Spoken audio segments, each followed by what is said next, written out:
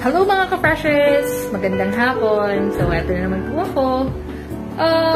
Katulad ka rin ba kayo na laging nag-worry sa mga bagay na kahit hindi pa nangyayari, masyado nang nag-aalala? Eto lang yung masasabi ko sa inyo mga ka-freshers. Huwag na huwag niyong kakalimutan lagi ang sabi ni Lord sa atin every time na nag-worry kayo. Philippians 4, chapter 6 and 7. Be anxious for nothing, but in everything, by prayer and supplication, with thanksgiving, let your requests be made known to God, and the peace of God, which surpasses all understanding, will guard your hearts and minds through Christ Jesus.